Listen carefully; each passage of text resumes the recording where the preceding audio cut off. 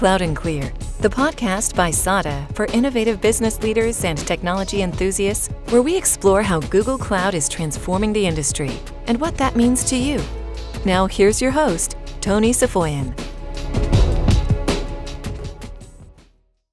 All right, this is a very special episode of Cloud and Clear because I have one of our board members on for the first time. Please welcome Wendy Pfeiffer. Hey, Tony. Thanks for having me. I've been following you and your career. Of course, you're the current CIO of Nutanix, a publicly traded company, 7,000 employees. You also serve on the board of Qualys, who's also publicly traded, and then our board. What a combination. It really is. It really is. And it's really a delight to serve on all of these boards.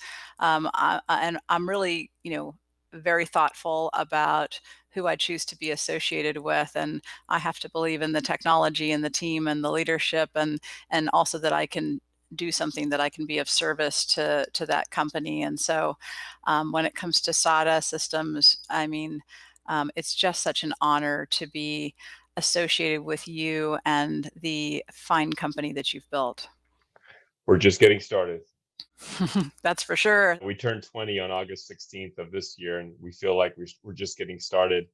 Having a board that's active and independent is just such an important part of the equation for us as we look forward 5 to 10 years.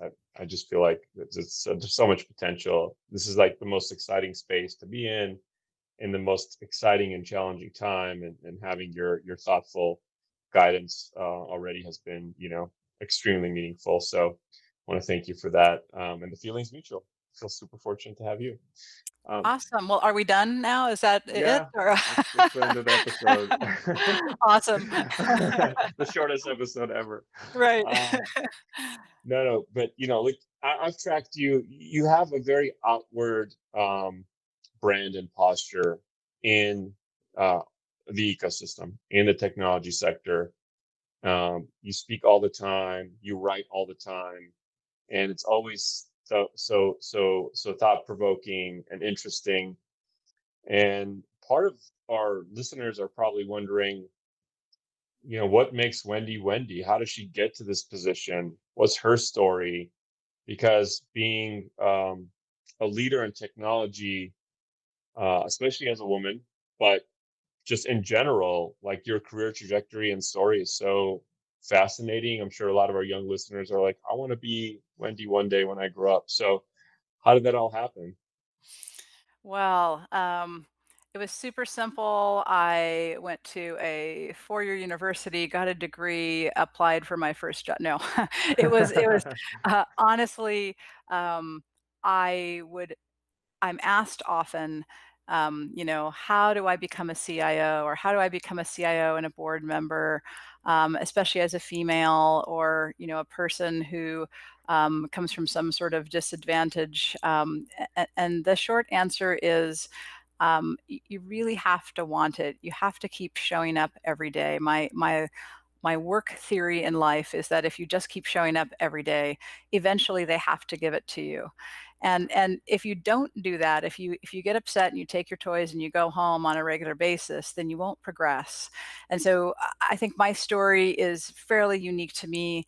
I was raised by loving parents. I have an older sister who's 8 years older, amazing person. And she left while I was still in school to become a missionary. And my parents were so proud of her. And I did not wish to become a missionary on any level at all. And so I was, automatically a disappointment. And what's worse, I was this sort of science, math geek nerd person. And so,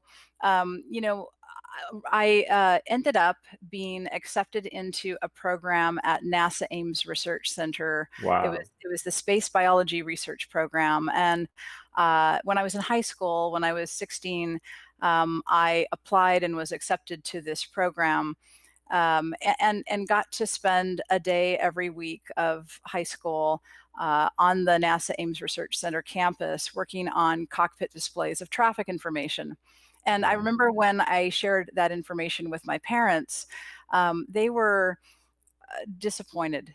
And I remember the lecture. I remember the lecture was, look, there's no way that you should skip any of your schooling to chase after this thing. There are no jobs for women in, science and math and geeky things like that.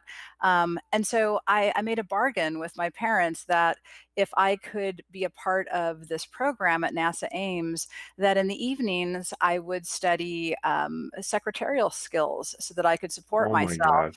And so to this day, I type about 100 words a minute, no errors. I can, take dictation. I'm not as good with the 10 key anymore. Um, but ultimately, that was the era in which I was raised, and so I would like to say that from then on, everything was, sweetness and light and roses and so on. But actually, I think that what has fueled me from that day to this has been an abiding sense of anger and frustration. Um, and so I don't recommend that to all of our young listeners, except for that. I think it's okay to um, accept who you genuinely are, what genuinely matters to you, and instead of trying to downplay things that seem negative about yourself or your background or your upbringing, use that to fuel your hunger, use Right. that to fuel your progress. And so that's sort of the emotional side. On the career side, I just from that day till this, I have only chosen to be associated with companies whose product is meaningful to me. It doesn't have to be profoundly meaningful, it can just be cool as well. But I need to care about what the company does. So, I worked at Yahoo. Way back in the day when Yahoo was making what is today the modern internet. Yeah. I worked at Cisco Systems back when Cisco Systems was deploying the first ever Cisco Connection Online, which has been inducted into the Smithsonian is as the first example of an e-commerce model, and I was fascinated with that. I worked at GoPro because. I mean, it's the best darn action camera on earth, and I loved being CIO there as they were building out the company, and so that's just sort of been my path. It's a little schizophrenic, I'd say. And I haven't always made the best business decisions, but as the years have passed and I've become a parent and I have responsibilities, financial responsibilities, I've become more discerning in choosing companies that are both strong in business terms as well as strong in technical terms and market terms. Ultimately, um, I don't come from rich people. I need to work. I also married an amazing musician who is just creative and artistic and brings all the love and warmth and color to our life that I have longed for. But he's not super rich either. The life of an artist is satisfying in other ways.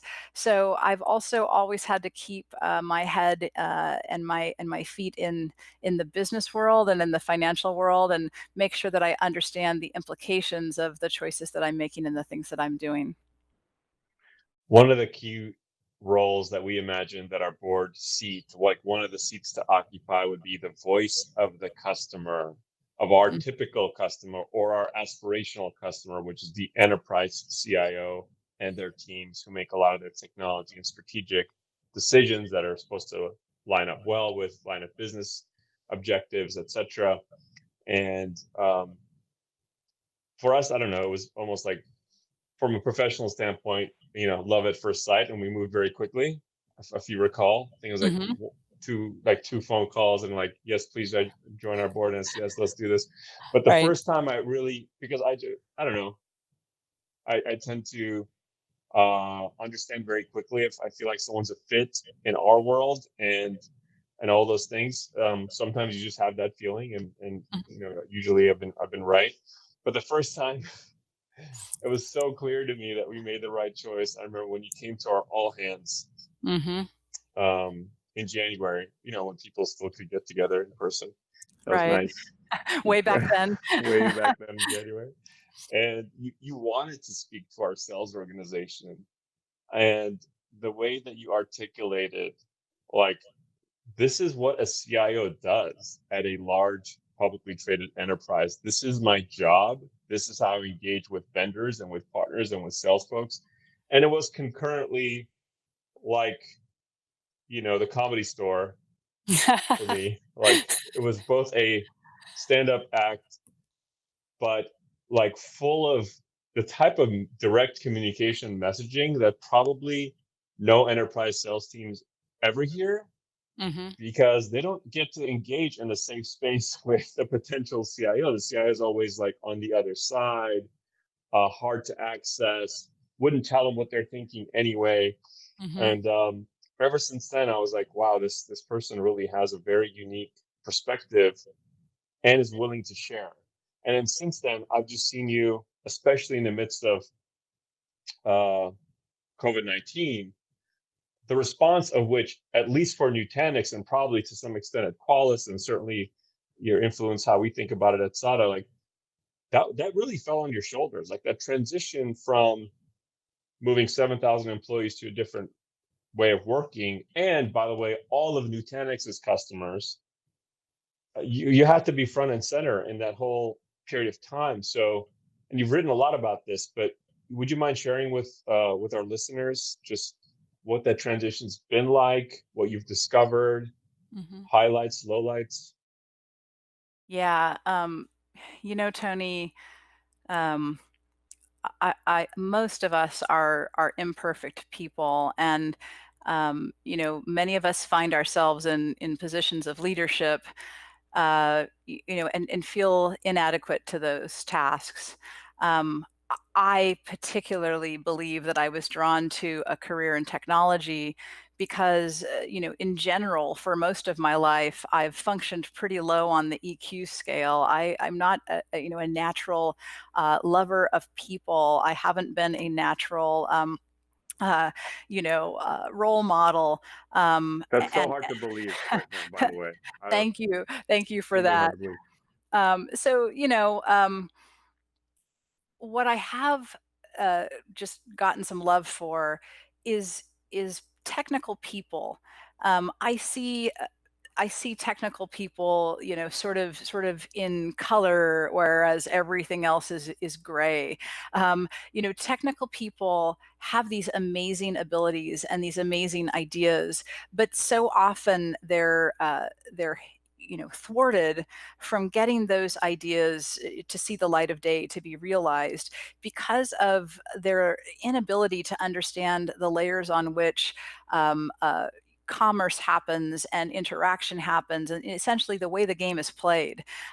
There's so many invisible rules to how people interact and how people build things, and how you get support and success and so on.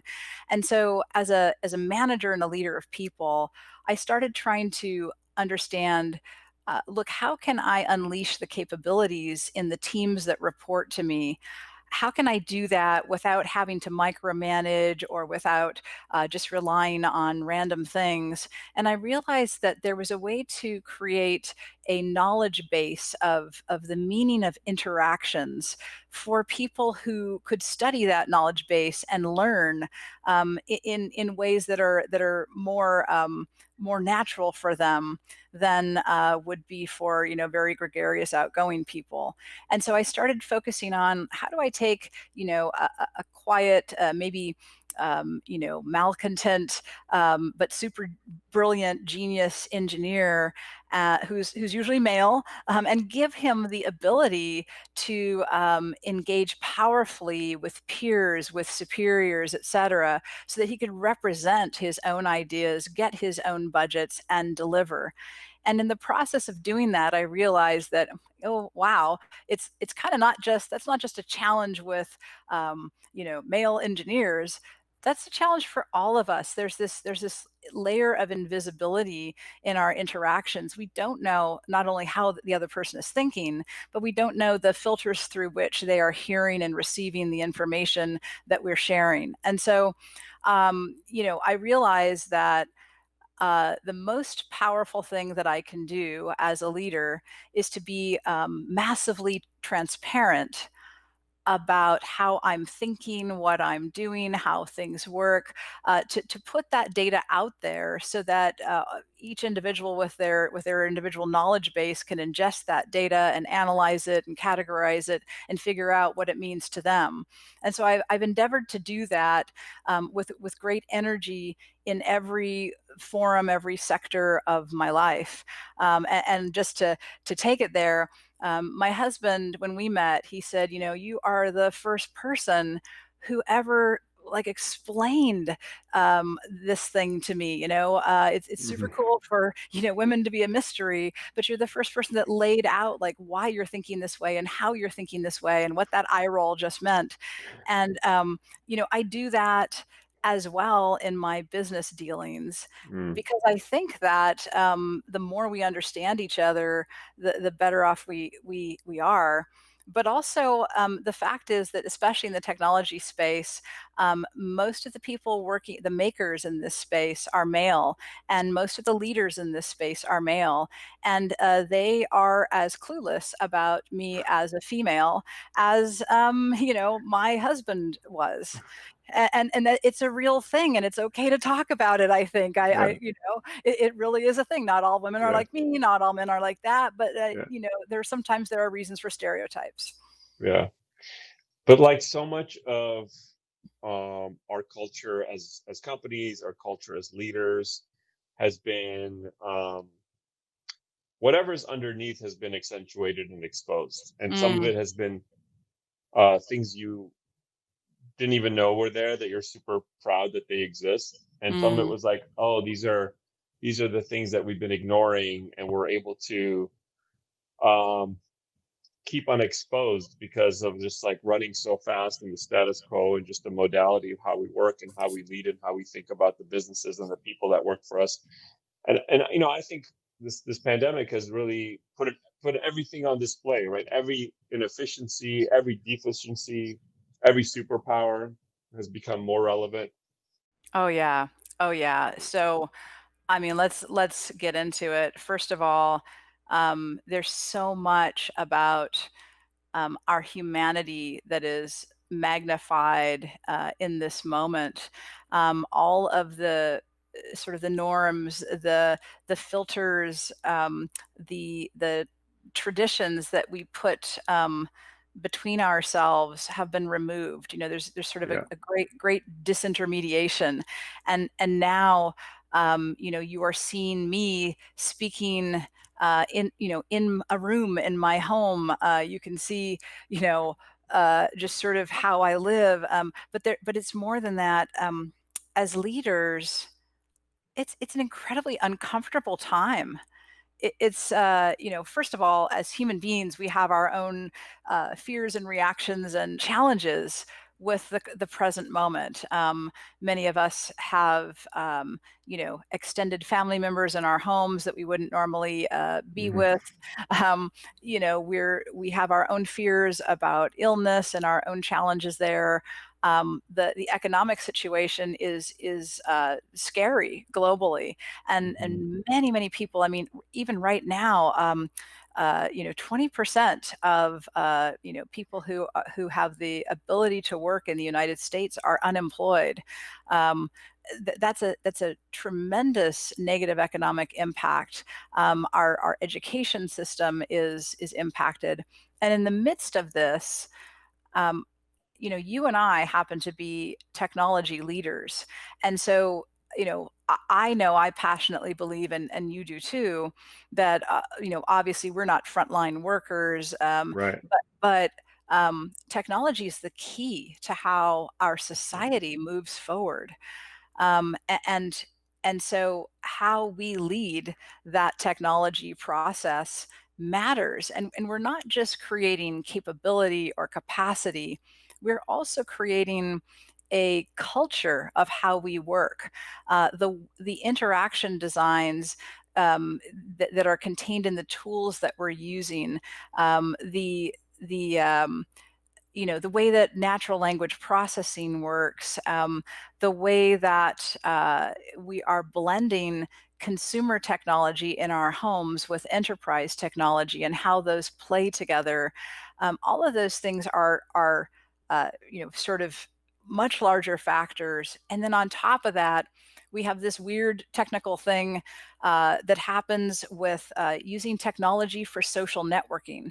Right. And that's a thing that, look, face to face, I might be much more polite to you, and actually much more thoughtful than I am when I think I am, remote from you and I'm just corresponding with you on a Facebook or a Twitter or whatever that might be.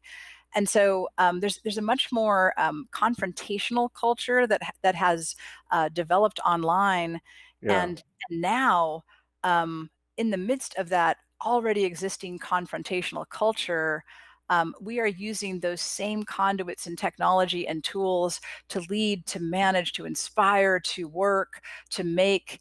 And it's bringing a really difficult element for those of us who are leaders. It's hard for us to make the decisions. It's hard for us to focus. It's hard for us to move things forward.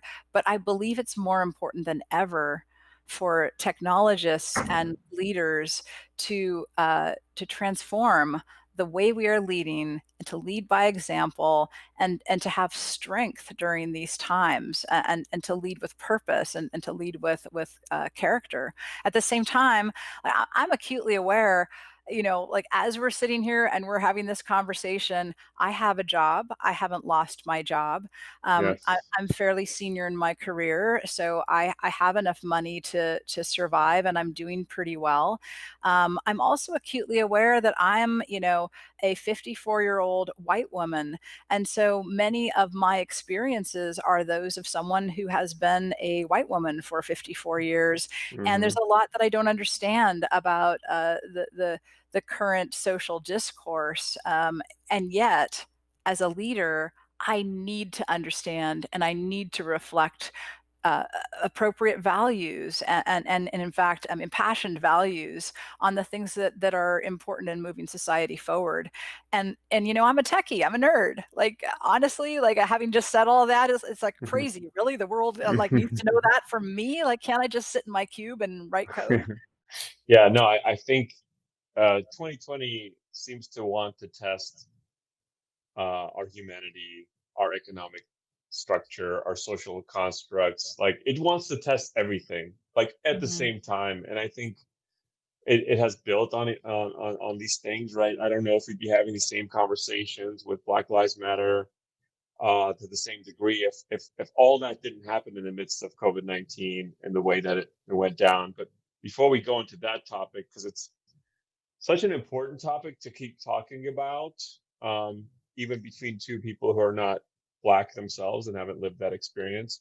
But Mm. even before we get to that, I think what you said about how traditionally technology in our personal lives has created divisions, more so, has created confrontation. People are just very brash and impolite and rude and snarky on some social platforms.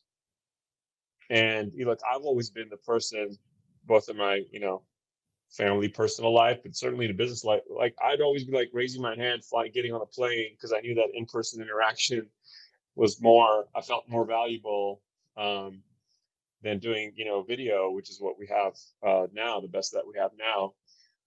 But how would you say though your group and your organization, let's just say the IT organization, but you can talk about broader Nutanix to the degree that you want to, how, like in the use of those same tools for work, do you feel like your teams are closer together or farther apart?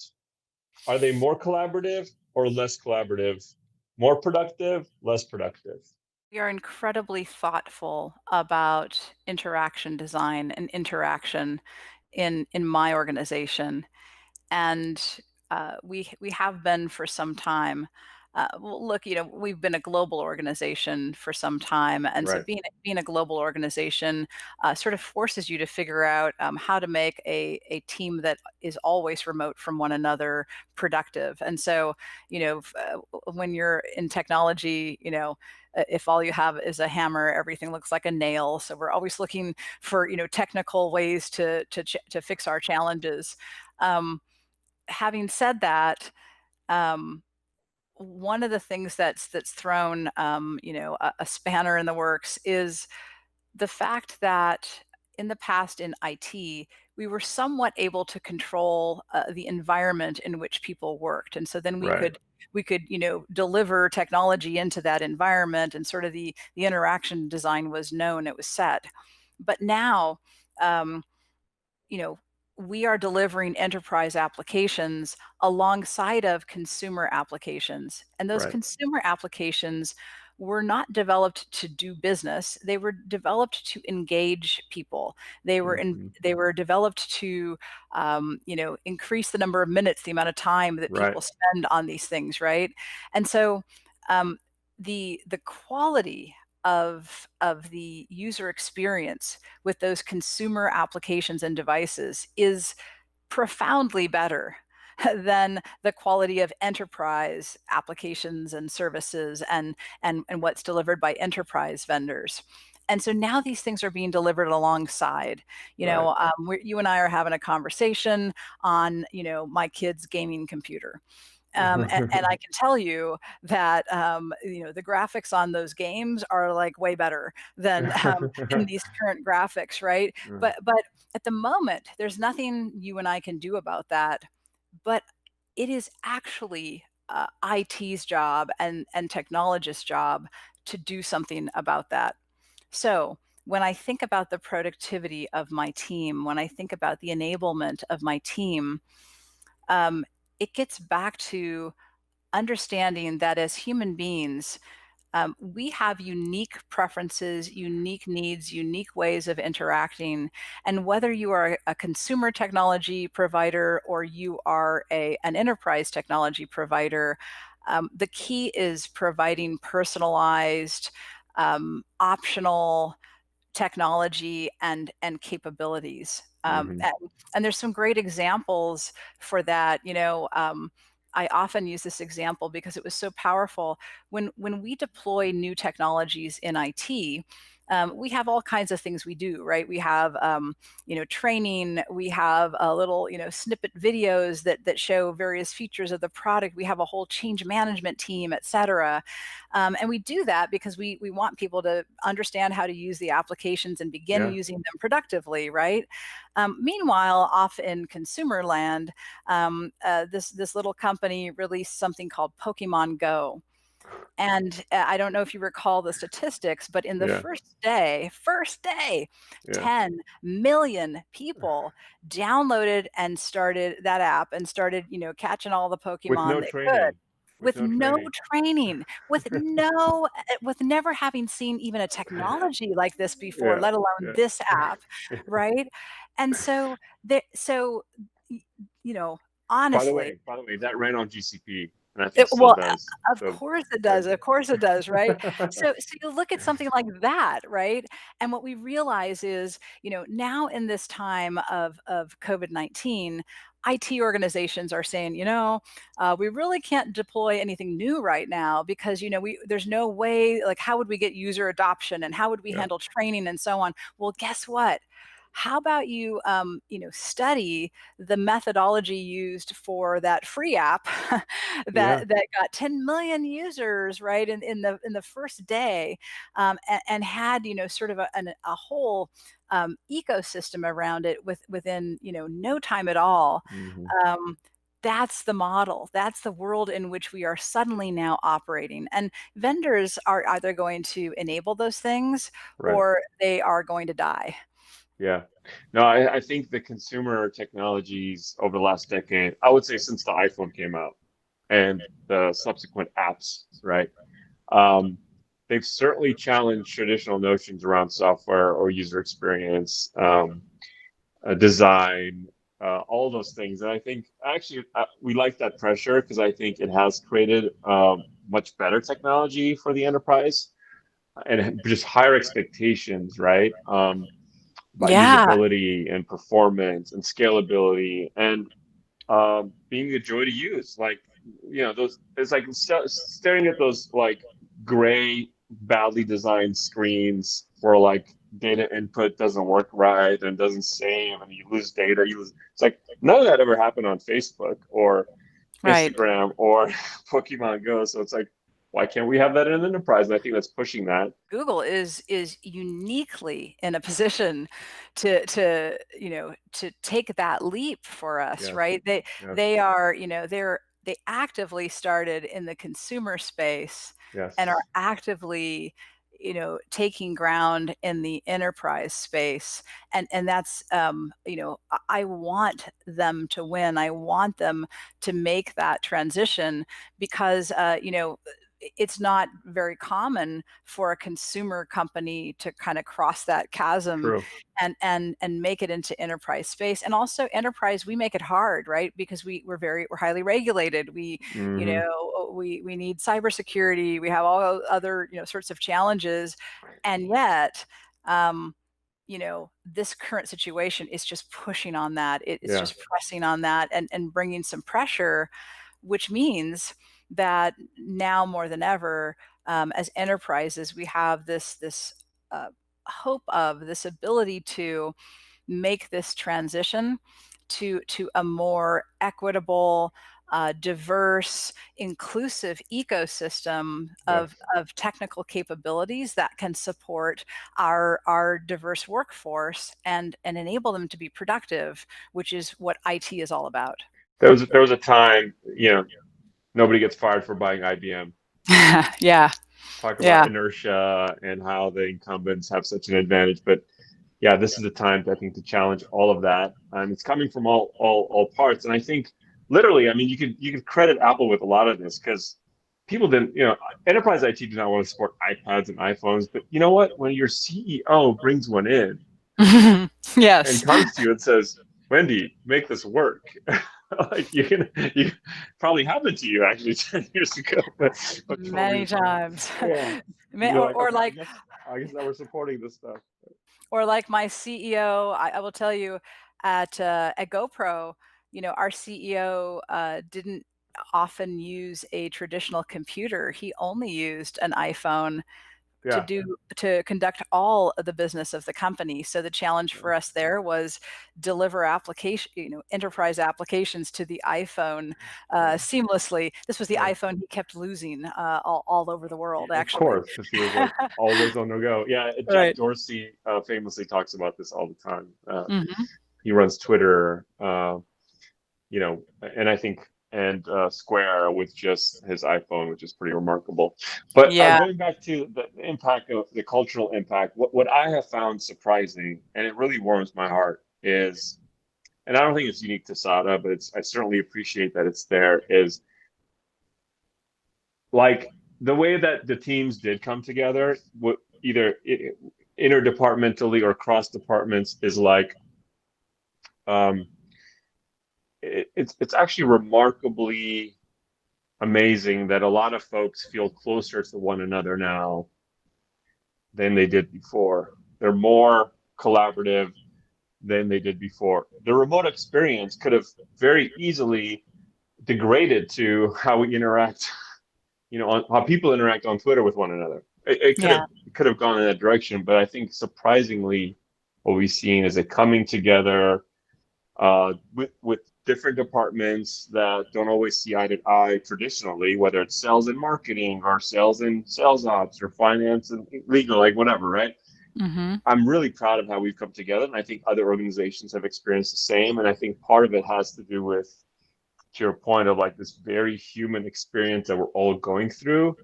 So the empathy level, I feel like, generally has risen, but a lot of that has to come from the leadership within the organization. What are the leaders in that organization modeling?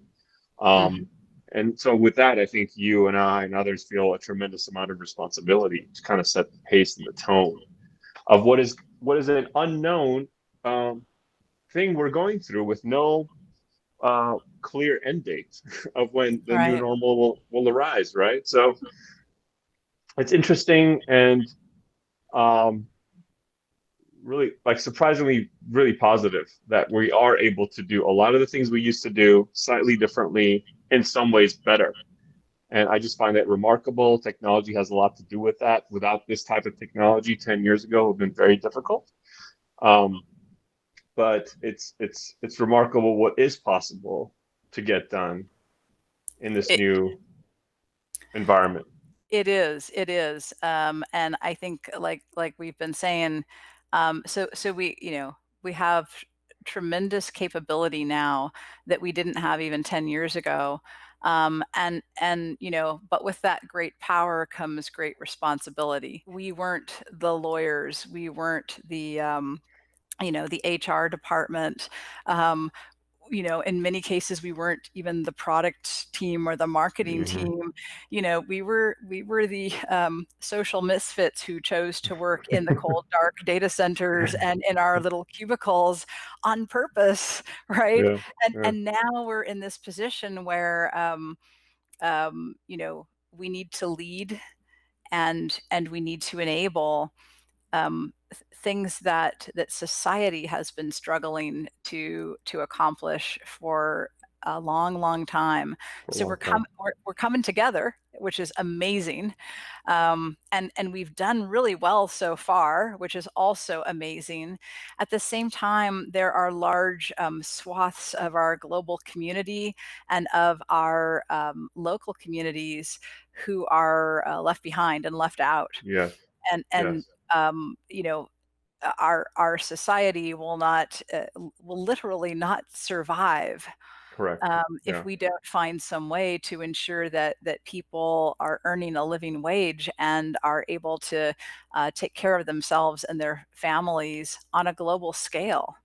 Yeah, let's talk about that. It's a very important topic. We've seen, general trends around opportunity inequality, income inequality, I think for many years, blatant racism, not so blatant racism for many years, and we've tolerated it to some extent. But I think because of where I guess the RPMs on all of our collective psyche is running so hot right now that the level of tolerance for those things is really changed, right? Mhm.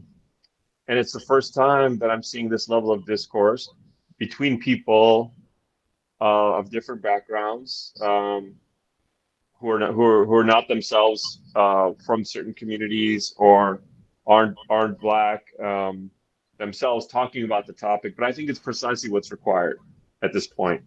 And again, being someone who's been a woman, or who's been a woman for a very long time, Yes, I uh, have. but but really risen through the ranks in technology at a time where it was particularly challenging and difficult and not widely acknowledged, acceptable, even in your own parents, as you said, right? There are preconceived notions around what women could or could not do, or should not do. Me coming from an immigrant background, which is also different uh, than maybe the traditional track, but we've had like some level of empathy, but I would argue maybe not enough proactivity around what role we could play in instilling permanent change and sustainable change. Outside of, I know your passions around Girls That Code and our passions around Spark and other programs and scholarships and certain things we do, but like, how do we ensure equality in terms of access to opportunity, diversity, and inclusion, which I've learned recently, the last year or so, they're two different things. They're not the same thing. Just because you're diverse doesn't mean you're inclusive.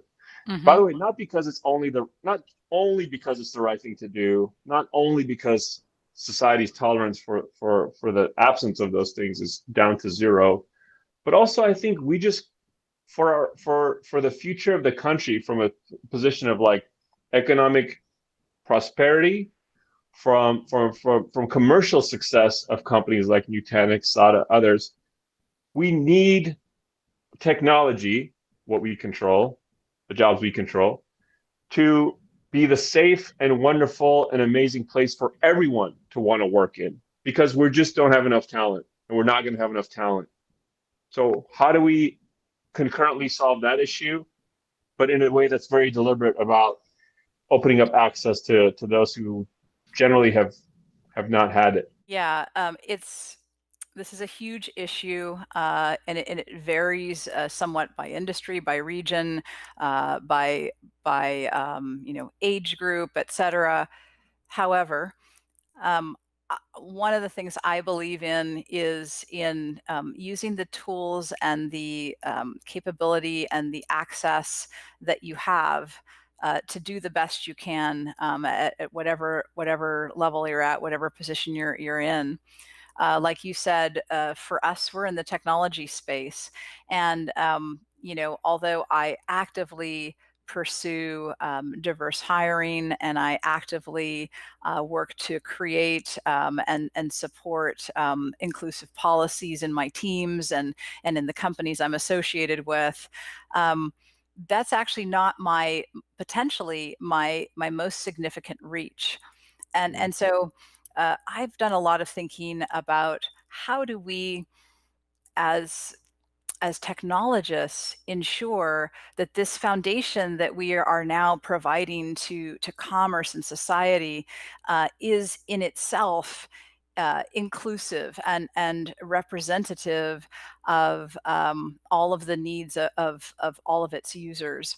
And this is something that starts with the maker. So, ultimately, um, there is something about the unique capabilities and skills and DNA and energy of the maker that is reflected in what is made. Mm-hmm. You can tell a Van Gogh from a Monet Mm-hmm. painting, right? Because there's something unique about that. The same is true for the technologies and tools that we're making today. Right, right. And so the fact is that the vast majority of technical engineers in Silicon Valley, for example, they're male. Like more than 90% of that population is male, and more than 90% of them are age 45 or below. So they're young and they're male, and then a significant percentage of entry to mid-level engineers in Silicon Valley come from either India or Asian countries such as China. And so in huge numbers, the makers represent a very small segment of a diverse humanity, Mm-hmm. and yet they have a disproportionate hand in making the tools that we're all using now. Because they're male doesn't make them bad by any means, but it does mean that the what is made is going to more proportionally be a reflection of their worldview, of how That's they're right. thinking. It's just a thing. It's easy for me to say so. There are organizations like AI that track this statistically. But what does that result in? I'll use something that's a wonderful, like, easy example for me. I've had an iPhone for the past 10 years, and all that time I have been interacting with Siri, and behind Siri is some amazing machine learning and a little skosh of AI probably. But in all that time, I have had a daughter who's named Holly, Holly, like the plant with berries at the holidays. Yeah. Um, and whenever I say the word Holly, whenever I dictate the word Holly into my phone, um, the phone returns the spelling Holi, which is the Indian holiday. Um, Yeah. it's been 10 years. At this point, I think Siri could have learned. But the challenge Right. with Siri is that the technology didn't ever intend to actually take localized input Mm. and to augment the machine with that input. Now, you look at Google Assistant, and Google Assistant has those inputs built in. It's from a slightly later era, but look. if we don't create the potential and the capability for individuals to express preferences or to have differences, and if we don't do that within our technologies, then those technologies will leave us behind. And That's right. ultimately, so for me, I rarely dictate to my iPhone anymore because it's I have to rewrite everything that I dictate in there, right? It's incredibly frustrating. A lot of us have felt that, right? Um, but imagine if you are an elderly person who can no longer drive, and you are having a conversation with the NLP that's driving your autonomous car. Right. But your inflections are wrong, or you're a little slow on the uptake, and it doesn't understand you. Yeah. Well, then that technology that was built with an intent to help, it's off limits. That's And right. so Yeah. so we genuinely, like, right now, where technology is being developed to create a foundation for commerce and for education and for healthcare and for everything else in our society to move forward, we need to double down on our efforts That's right. to build it from a diverse and inclusive mindset and base. Yeah, I think the lack of diversity certainly hinders creativity, it hinders innovation. It's just inevitable. And it's not, to your point, it's not that, white males or people of an Indian background or Asian background, it's not that they don't want to. It's that it's just that experience is impossible to replicate unless you are one of. It's just Yes. the reality of it. So we definitely think about that deliberately at SADA. It was somewhat deliberate to have a very sort of definitely have female representation on our board. We didn't intend to be all female. That kind of happened by accident. Well, when you're looking for the best candidates, oh, I just Hey, did it. I did it. I'm sorry. it's true. It's true. It just happened to be. But we have more work to do, and we have some big announcements we're planning to do soon around a broader set of support. But even in doing things like the SADA University program, which takes students from different backgrounds and puts them through a paid boot camp within the company, such that they get placed on actual project delivery teams within 3 to 6 months, things like that. And we've seen it in teams, like our inside sales team is extremely diverse. And I'm telling you, the team that Billy and Matthew run are like the best performing team as far as like, so on a relational basis, because they're the most diverse team, Right. culturally diverse, ethnically diverse, and it's such an amazing place to see that. But we need to do it in more places, because technology and enterprise software sales particularly has been traditionally also very white, very male, and I think that is not the right formula for long-term sustainable differentiation, creativity, innovation over time. And I like that we are now talking about it, like very actively talking about it. Yeah, me too. And look, I've met with your teams. I've rumbled with your teams a little bit. Um, what's cool about a very diverse team is that people need to be able to represent themselves and speak up and hash through misunderstandings in order to move forward. And at the end of the day, that makes for a hungry and focused team.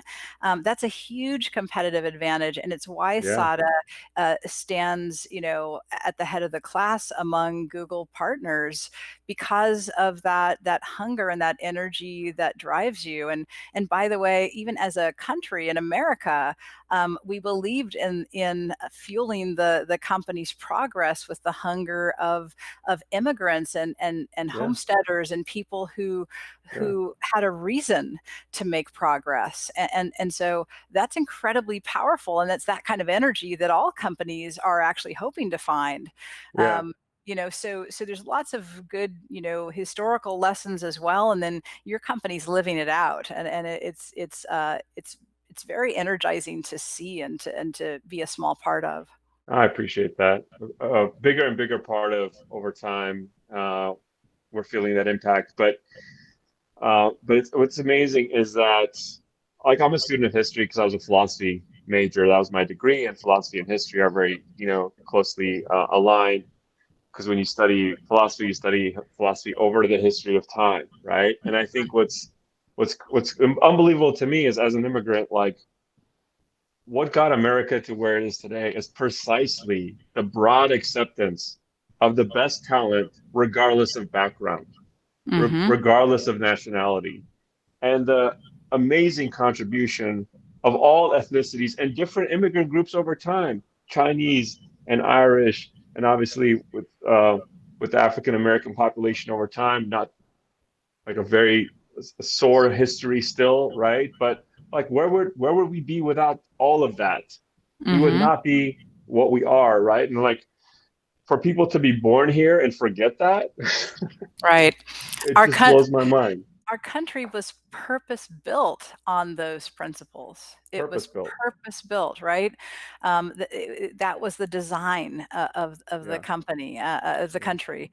And so, yeah, I agree with you. Like we cannot forget that. We cannot, um, uh, you know, look away from that, even if it challenges us who have now been here for a while, Yeah. right? It's interesting, right? You get comfortable, you get complacent, and then moments like this happen, and we get fearful. Look, for me, the experience of being a leader, especially a visible leader, is one of it's a fearful experience. Yeah. There were so many things I used to be able to do that just, like, no one cared about, and I could do them any slipshod way I wanted to. Yeah. Whereas, now, many things I do are on display. My victories, but also my defeats and my mistakes. And at the same time, the world is kind of this place that, like, if you don't hang on to your stuff, somebody else is going to take your stuff.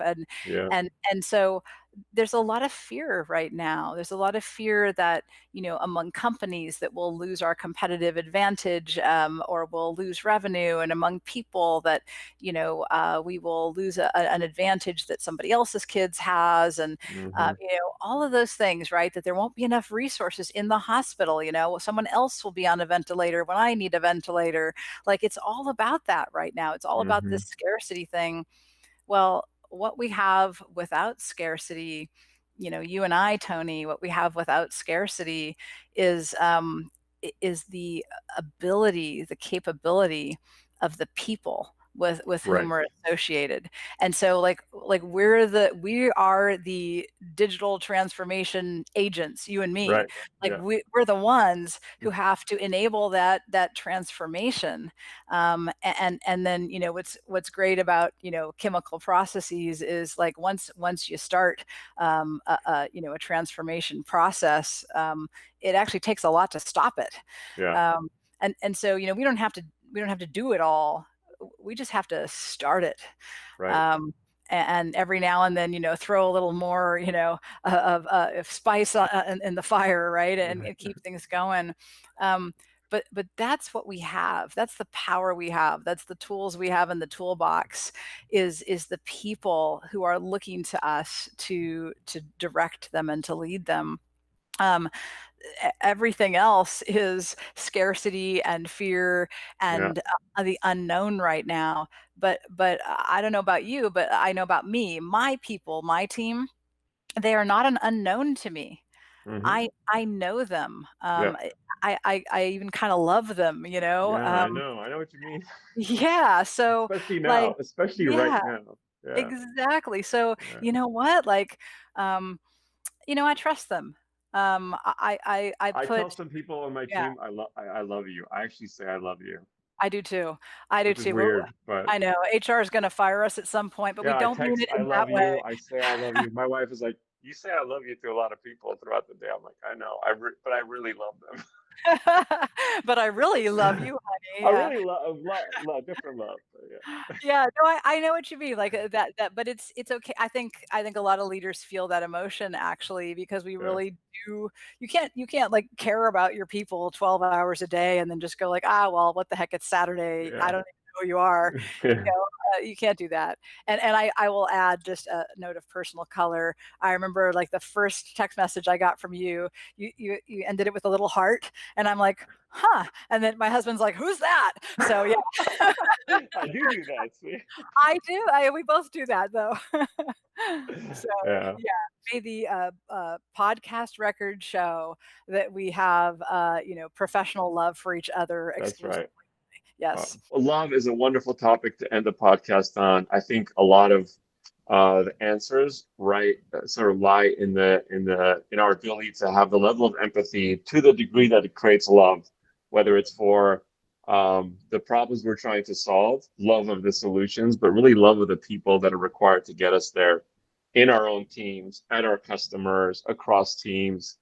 And I really enjoyed having you as a guest. This is very a special experience for me. I really thank you again for being a guest on the podcast, but we're only 6 months into this journey, right, on our board, and I feel like, and it's been, as you know, it's been an amazing, scary but amazing first half, and I just feel like the next 5 years are going to be incredibly exciting, but also from the standpoint of our joint ability to contribute in a very positive way to our customers, to our teams, to the people that work for our customers, and the fact that we are able to gives me a high degree of responsibility that I think that we have to. So I feel duty bound to serve in a very particular way in the midst of growing the business. And I think that combination is very, very powerful. And there's no other business I'd rather be in right now. Absolutely. And as a member of your board, I'll hold you to that. Yes. Thank you so much, Wendy. Appreciate it. Thank you for listening to Cloud and Clear. Check the show notes for links to this week's topics. And don't forget to connect with us on Twitter @CloudandClear and our website, sada.com. Be sure to rate and review the show on your favorite podcast app.